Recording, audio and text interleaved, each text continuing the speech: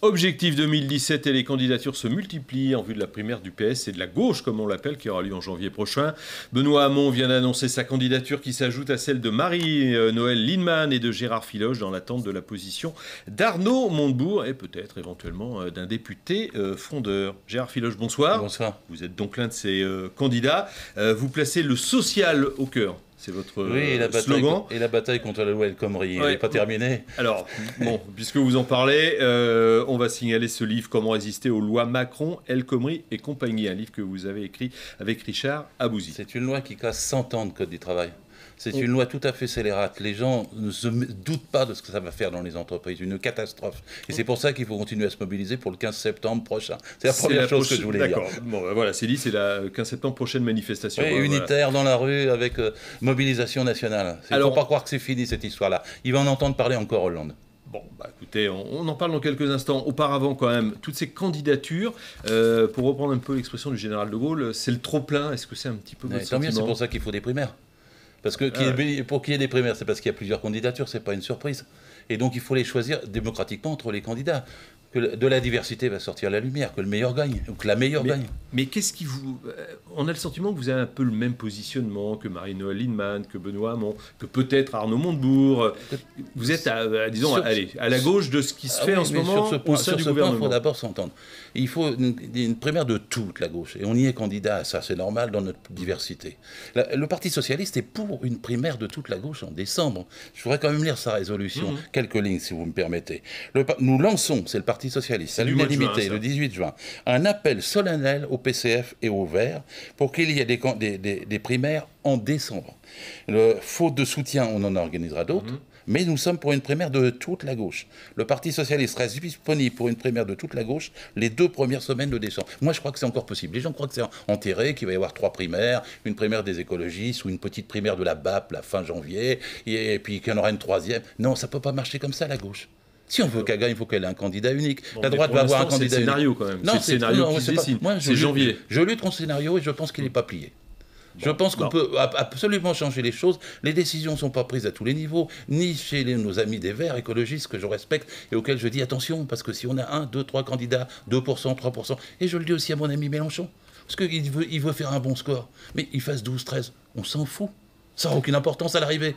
Parce qu'on ne sera pas au 2e tour. On aura le choix qu'entre LR et le Front National. Et ça sera un désastre pour la gauche. Il faut donc éviter ce désastre. Aujourd'hui, il faut éviter le suicide. Et pour éviter le suicide, il faut une seule primaire où tout le monde puisse, loyalement, des millions de gens, venir dire entre tous les candidats, puisqu'il y en a beaucoup, voilà celui ou celle que nous choisissons. Et voilà celui ou celle que nous choisissons en fonction des propositions qu'il fait. Mais moi, par exemple, je suis pour défendre les petits salaires et les petites retraites. Je suis pour la réduction du temps de travail. Je suis pour la retraite à 60 ans. Je suis pour redistribuer les richesses. Ça, c'est des vrais choix. Mais qu'est-ce qui vous différencie, par exemple, vous parliez du salaire de Marie-Noëlle Lienemann, qui, elle, le propose à 1 300 € net par mois. Vous, c'est 1 800 brut. Bon, à l'arrivée, ça donne un petit peu près la même chose. 22,4% d'augmentation, monsieur. D'ailleurs, c'est moins qu'Hillary Clinton qui vous différencie qui propose 40% les uns les autres. Parce que, tiens, je vais vous lire la une du Figaro de demain.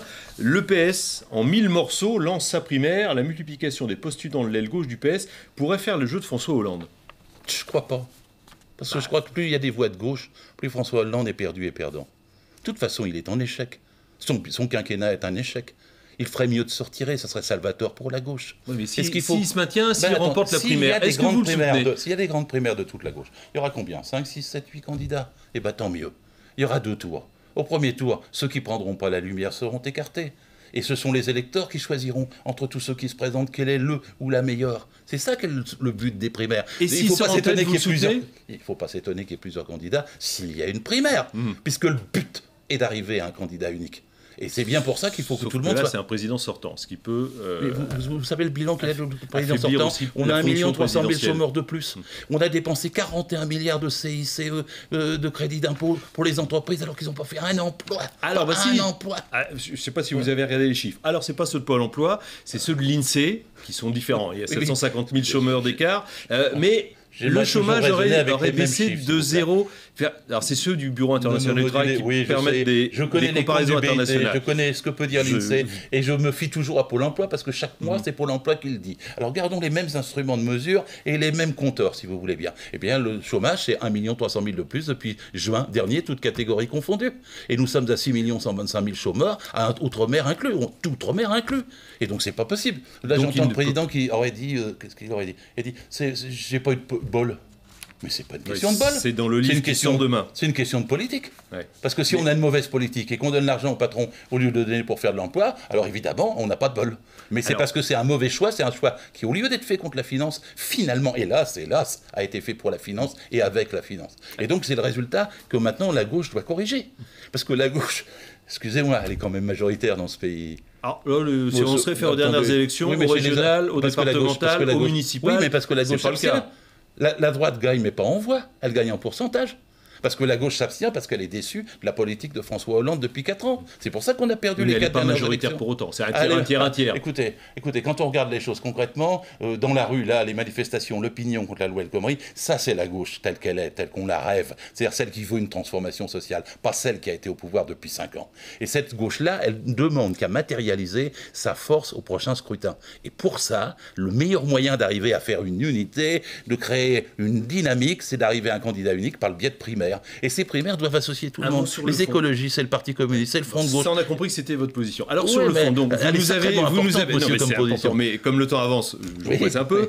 Donc vous avez rappelé certaines de vos propositions, la retraite à 60 ans, les 32 heures hebdomadaires, le SMIC à 1 800 €. Donc c'est le social au cœur de votre programme. Mais on s'aperçoit aussi, quand on a les enquêtes d'opinion et quand on parle aussi aux Français, ce sont des thèmes régaliens, des thèmes liés à de l'identité qui porteront le débat. Je ne le crois pas. Je crois que vous avez sur 14 millions de retraités, vous avez 7 millions qui sont en dessous de 1 000 €. Sur 50% des salariés gagnent moins de 1 650 €.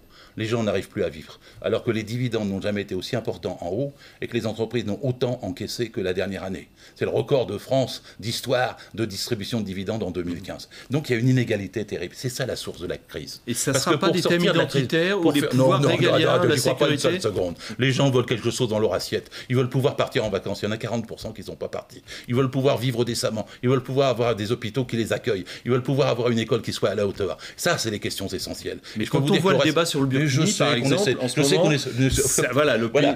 Quand on va dans la rue, voilà, quand on va sur les marchés... Vous êtes pour le débat sur le Burkini et pas pour la santé ni pour l'école. Mais moi, je m'en fous du Burkini. Que chacun ait comme il veut la mer ou la flotte. Je veux qu'on parle des questions vitales pour des millions de gens. Et on a 6 millions de chômeurs. Vous allez m'amuser avec le Burkini quand on a 6 millions de chômeurs? Je vous dis que non. La campagne présidentielle se situera sur le chômage. Et il a bien raison de dire, François Hollande, qu'il a échoué et qu'il est bien mal sur ce sujet. C'est ce qu'il devrait en tirer comme conclusion pour ne pas se présenter. Et laisser à la gauche une chance de choisir un ou une candidate qui l'unifie et qui, cette fois, pour le quinquennat prochain, fasse la transformation sociale qu'il faut faire. Et quand vous me dites « j'en ai pas fini avec la primaire », je vous répète que c'est d'autant possible que le Parti socialiste est pour. Il suffit que dans les autres partenaires de gauche disent « écoutez, nous relevons le défi, on fait une primaire de tous, comme ça on va trouver un candidat commun ». Je vous dis que l'aile droite néolibérale du Parti socialiste, elle sera battue. Et je vous dis que la gauche retrouvera ses vraies couleurs historiques. Et c'est pour ça que je me bats à la fois sur un programme et pour des grandes primaires de gauche. On l'a compris avec énergie en tout cas. Merci Gérard Filoche, candidat donc à la primaire,